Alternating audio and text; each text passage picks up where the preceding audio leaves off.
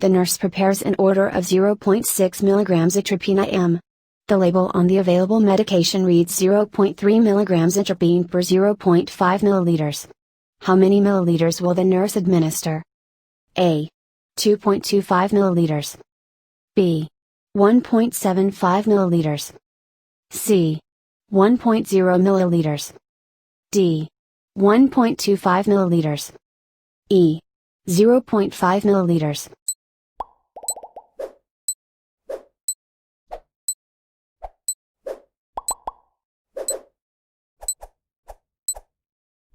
The answer is C. 1.0 milliliters. Available strength of atropine equals 0.3 milligrams divided by 0.5 milliliters. That is 0.5 milliliters contains 0.3 milligrams. 1 milliliter contains 0.6 milligrams. Dose being prepared equals 0.6 milligrams.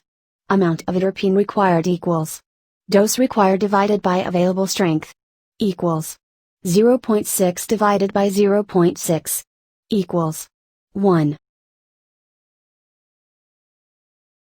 You start a patient in the intensive care unit on a drip or phenylephrine, as the patient is persistently hypertensive. You think that this will raise the patient's blood pressure because phenylephrine's primary mechanism of action is which of the following? A. Beta-2 adrenergic agonist. B. Alpha-1 adrenergic agonist. C. Beta-1 adrenergic agonist. D. Beta-1 adrenergic antagonist. E. Alpha-2 adrenergic agonist.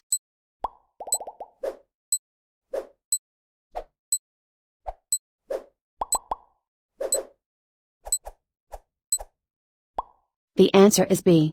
Alpha-1 adrenergic agonist. Phenylephrine is frequently administered in the intensive care unit setting for patients with hypotension that is refractory to simple fluid resuscitation. It is a vasopressor, as its mechanism of action is to serve as an alpha-1 adrenergic agonist.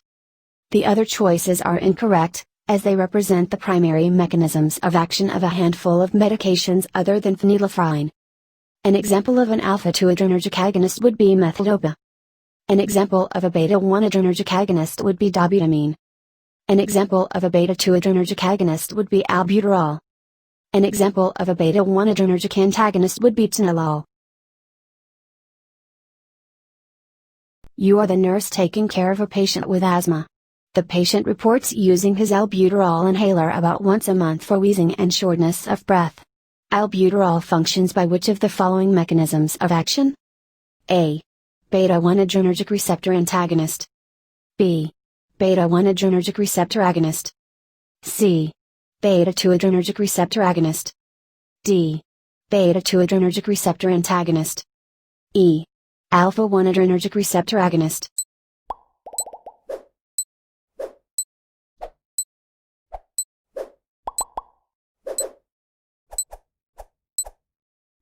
The answer is C. Beta-2 adrenergic receptor agonist. This question tests your knowledge of the mechanism of action of albuterol, a short-acting medication, frequently used in the treatment of acute asthma flares. Albuterol is an agonist of the beta-2 adrenergic receptor in the bronchial smooth muscle, which helps to dilate the bronchioles, often providing relief to patients who are suffering from asthma flares, as bronchospasm plays a large role in causing their symptoms.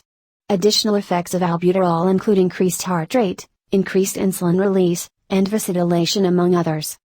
An example of a beta-1 adrenergic agonist would be dobutamine. An example of a beta-1 adrenergic antagonist would be atenolol. An example of a beta-2 adrenergic antagonist would be btoxamine. An example of an alpha-1 adrenergic agonist would be phenylephrine.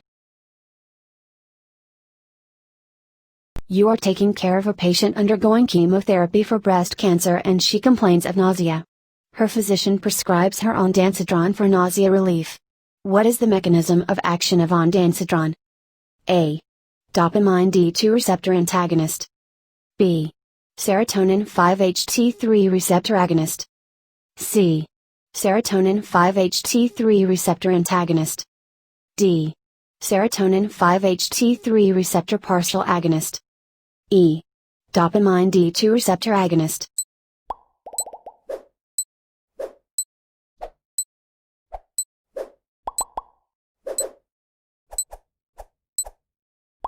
The answer is C. Serotonin 5-HT3 receptor antagonist. Ondansetron functions by antagonizing the serotonergic 5-HT3 receptors both centrally in the brain and peripherally at vagal nerve endings.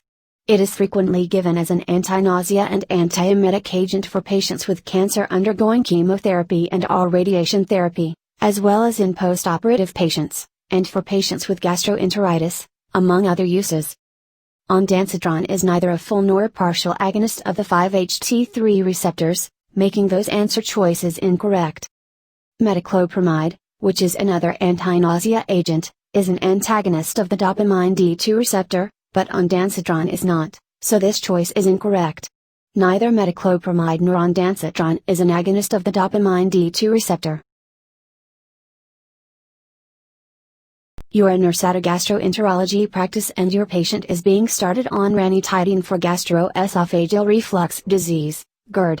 Which of the following describes the mechanism of action of ranitidine? A. Histamine 1 receptor antagonist. B. Proton pump inhibitor. C. Direct acid neutralization. D. Beta-2 adrenergic receptor agonist. E. Histamine 2 receptor antagonist.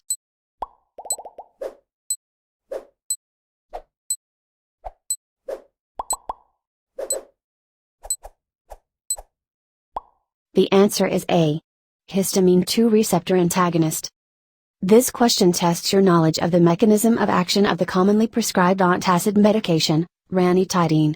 Ranitidine functions by antagonizing the histamine 2 receptors within the parietal cells, acid-producing cells, of the stomach. This helps to reduce acid production, which can provide symptomatic relief to patients who suffer from epigastric burning, discomfort, and pain due to gastroesophageal reflux disease and peptic ulcer disease, among other conditions. An example of a histamine 1 receptor antagonist would be diphenhydramine. An example of a beta-2 adrenergic receptor agonist would be albuterol. An example of a proton pump inhibitor would be omeprazole. An example of a direct acid neutralizer would be calcium carbonate.